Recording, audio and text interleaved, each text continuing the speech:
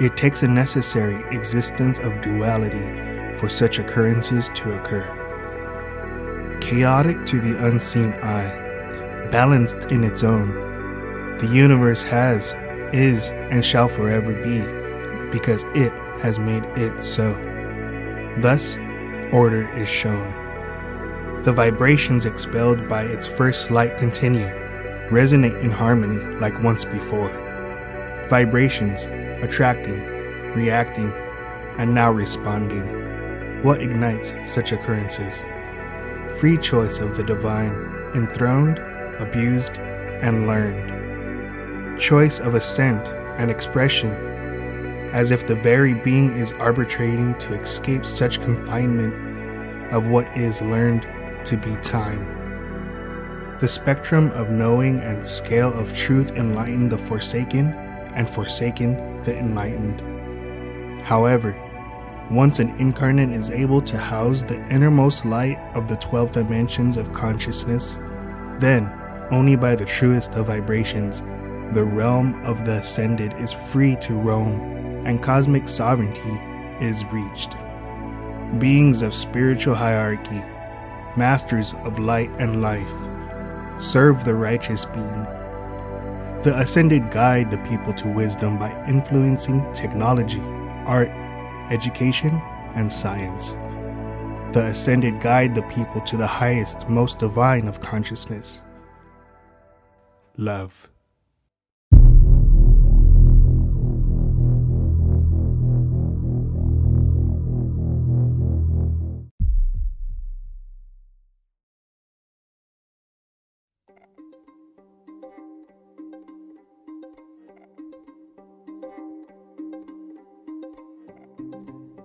All was set in motion with the advent of the splitting of the atom. Earth had converted into a third-dimensional prison planet as a result of endless wars fought amongst higher dimensional beings deemed as gods. Ancient wars fought over the control and manipulation of the billions of human beings and their ultimate power of free will, one of the most valuable sources of power in the universe. Humans became instruments to the jealous false gods that lacked the abilities of emotion, empathy, and love. Once technologically advanced, the humans of Earth had passed a threshold, exponentially beginning an irreversible path of self-imprisonment and mental psychosis, turning Earth rank and out of sync. A saturation of information and technology turned the humans against one another, once again leaving the fate in the hands of a malevolent nature. Another war was forged for the ultimate control of the species and possession of Earth. At the lowest point in human evolution, the beings had become susceptible to the outside forces of a secret cabal, guiding them to their overall demise. A faction of ascended masters called Elysian took action against the cabal, leading those willing and prejudice-free towards a new world, Dàdì.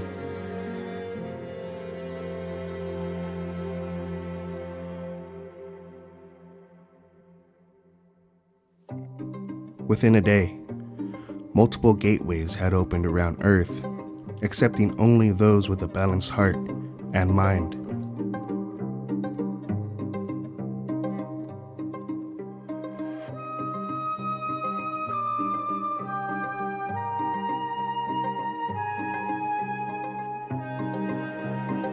The humans that stepped through the passageways evolved into a new dimension, creating a new race of beings, named the Diné.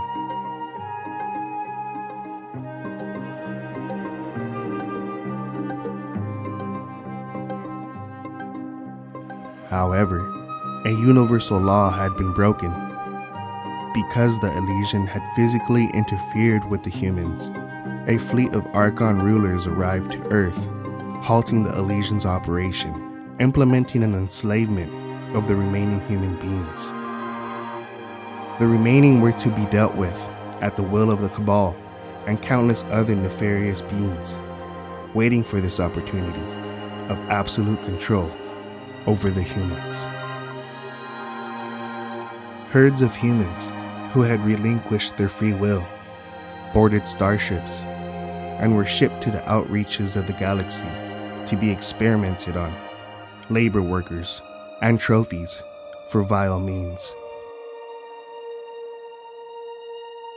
The humans left on Earth, given little to no options, struck a deal with the Archon and became connected to a hive mind electrical grid, powering the consciousness of the omniscient, artificial intelligent Echelon.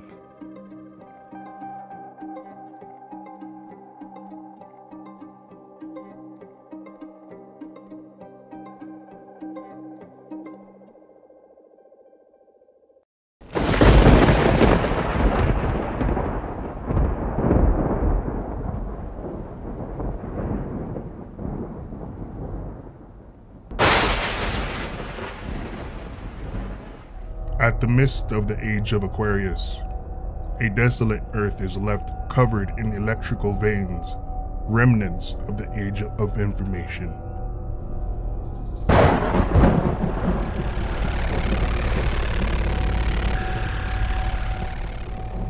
In the depths of Duadel, the Gotia invocation has begun.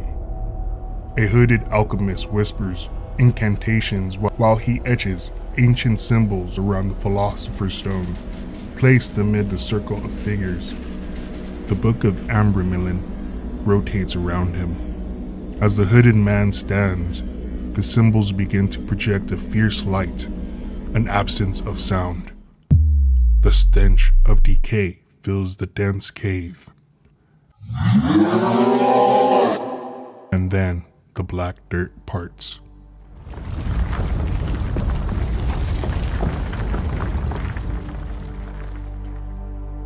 The alchemist kneels on the south end and reveals his sunken face, a burden of time, the cursed wanderer. Zaid, bringer of light, awaken from the depths of darkness, for the time of torment has come to pass.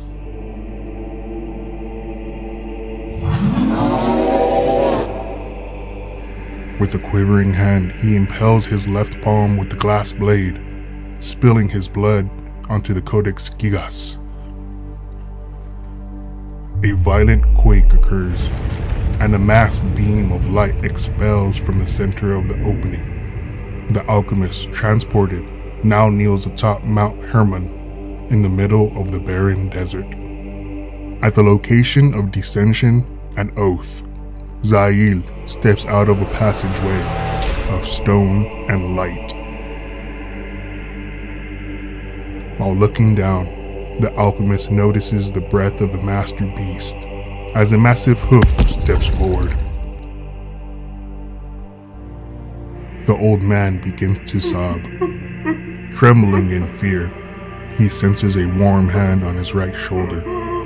A deep voice expels, "Do not fear me, Cartophilus."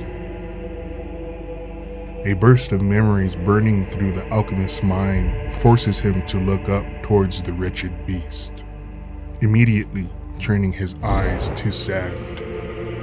He wails a most sorrowful cry. In astonishment, Zail steps back and begins to recollect himself.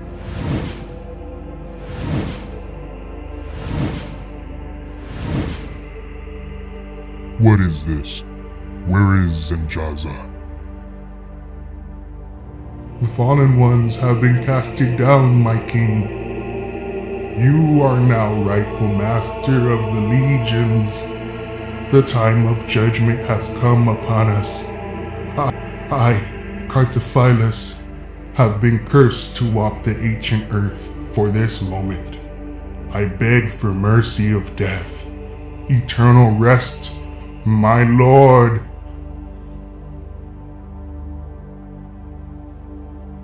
Siphoning energy and memories from Cartophiles' mind, Zahil begins to understand his role in the polarity shift. You have done well, learned plenty, but your duty is not yet done. Nonetheless, our time shall come and cease. As Cartophiles pleads for his undoing, Zahil places his hoof atop Cartophiles' head and firmly steps down. A disassembled skull discharges blood, tainting the purity of the soil of Earth. The primitive frame of the alchemist had no place in the new world. He had been casted down to the Abzu wells for a new form. Fallen Watchers, fulfill our oath. Awaken to a ripened world of ignorant innocence. Roars of the Legion reverberate unto the south pole of Dàdì. They had crossed into the reflective realm. The shift had begun.